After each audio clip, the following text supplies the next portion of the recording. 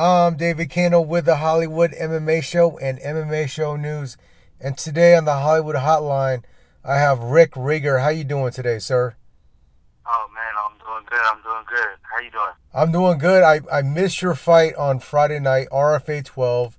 You and James Moontasri got it on. You were 5-0. You took the loss. What went on in that fight?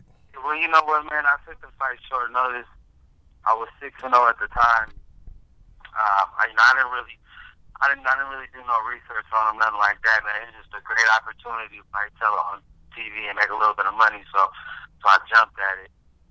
The fight was going good. I ain't gonna lie, man. I was dealing with some stuff that kind of set me back. I'm not making no excuses or nothing, but my game plan was a little off. I was in between camps, switching up management, just kind of all played a factor on the outcome. But he's a tough dude, man. He's skilled. The first round was going good. We kind of battled it out back and forth. And then the second round, I was just trying to make something happen, and I made a mistake. I was thought through a body shot from out of range, and he capitalized and rocked me. I regained my composure, but by the time I did, he had transitioned to a back rear naked choke. I didn't want to tap, so went to sleep. Was that a choice? Like, did you know that he had it sunk in and you just chose not to tap, or did he have it in too fast before you could tap? Nah. You guys, anybody that knows me, man, this ain't the first time that I've been in a position like this. I just don't want to tap. I don't want to take myself out the game. One thing that was running through my head is that if I fight it off long enough, I'm not gonna lie. Yeah, everything did happen pretty quick. He did sink it in deep and quick, but what's going through my head is, man, if I could fight it off long enough, his arms might burn out. He might try to transition. A lot of things going on, and I would still have an opportunity to fight out of it rather than tapping right away. A lot of these guys spaz out and tap right away. So, it was nothing new, for me to defend the choke. Now, I talked to one of your cornermen, Victor Galden, and he said you are in between camps. Who's your official fight camp that you are with? Yeah, so I am with Nate Diaz, Gracie Fighter Academy, training with Nick and Nate over there in Lodi. This last camp, I was bouncing around, but I'm not gonna lie, I'm going through a tough time financially. I got one car and 3 kids, so they're priority. My girl has to run them around, so I'm pretty much catching rides to the gym. I'm pretty much working out on my own, and it was a huge fight to not really have everything set in stone for that camp, let alone taking the fight on 3 weeks' notice. Right, because Moontasri originally told me he was supposed to fight someone else. He dropped out, and then you came in on short notice. Yeah, and then like I said, I don't really go into depth with studying my opponent and researching them and psyching myself out. But you don't have to really go too much searching to find this dude is, he got a lot of accomplishments. So I knew I had my work cut out for me, But like I said, man, I've been having a 10-fight win streak from amateur to pro.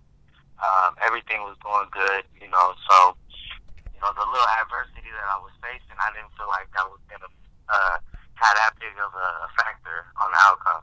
Was he a step up in competition from who you fought in the past? You know what? I don't know if he's a step up in competition, because I fought black belts in jiu-jitsu.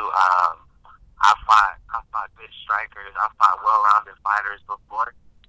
I'll just say that night I made a mistake and he capitalized on that mistake. It's MMA, man. Anything can happen. We could fight 9 times out of 10, and we're gonna have 9 different results. You know what I'm saying? So I just felt like that night it was a bad night to have an off night. Right. So you being out of Nick Diaz Gracie Academy, and you training with Nate Diaz, I saw you retweeted something that Nate wrote after the Saturday night fights, Benson Henderson, Josh Thompson. What are your thoughts on that, by him saying that the fight was whack? Well, first off, I'm seeing the build up for these fights, and no disrespect to these dudes, bro, but they ain't done shit. I'm sorry, people can say what they want. All the highlights was of Nate, their fights with Nate. They're using Nate to build these fighters up. I'm not sure what the statistics are. even tuned in to watch that fight. From what I heard, it was a boring fight. So you didn't watch the fights personally? Nah, I didn't. I was on the road. I didn't catch it. I just caught the the little tweets here and there and the text messages here and there. But from what everybody was telling me, it was pretty much a wrestling match back and forth. You know, they were trying to outpoint each other. And I don't know. I seen some pictures of them, in the back hugging and smiling and shit. Like they was damn near best friends or something. So I don't know what to believe. So is that something that comes from that fighting camp? With you, Yancy Medeiros, some of the other guys up there. That a fight is a fight. You're not trying to be friends with who you're going into a battle with. Well, you know what I think it is, man. It's like this. I think there's a fine line of professionalism, right? At the end of the day, we're going in there and it's a physical chess match. One of the thoughts that was running through my head when I watched the fight, I got choked out. I didn't want to tap. I went to sleep.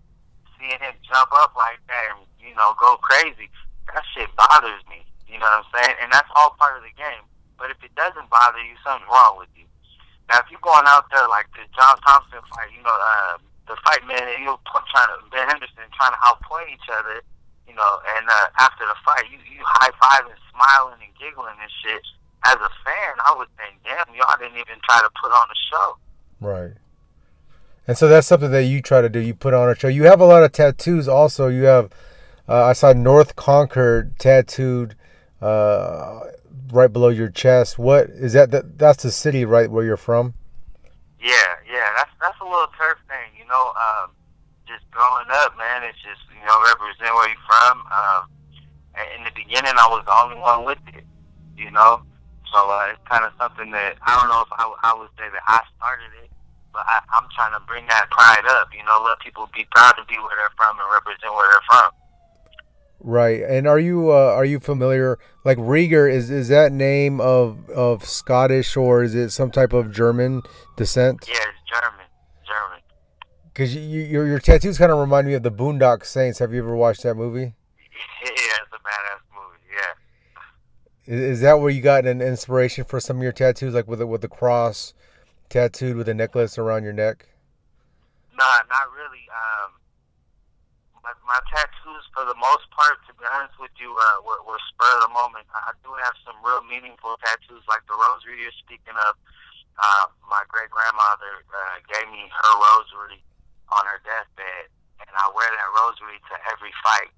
And my third pro fight, the rosary broke, so I got it tattooed on me. Okay. Yeah, so now I just hang it up on my bed, but now I have it tattooed on. I mean, I do, like, I got a tattoo, I got their portrait of their wedding day on my ribs. I got stuff that's meaningful as well, though. So it's just not all your tattoos are just a turf thing?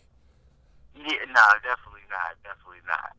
Right, okay. But I do have that, man. That's just where I'm from, and that's the life I live in.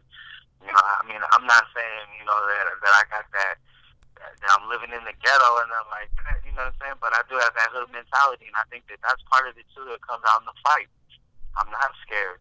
I might respect you as a fighter, but I'm definitely not intimidated. And I'm gonna come to win. Period. That fight right there, I'm trying to win. Some of these guys come out there and they're so focused on not losing that they don't even try to win. And I think that's a factor, a problem. When it comes to the entertainment value of the fight, we've seen it in boxing. A lot of that shit got boring. 15 rounds of fucking jabs and dancing is boring.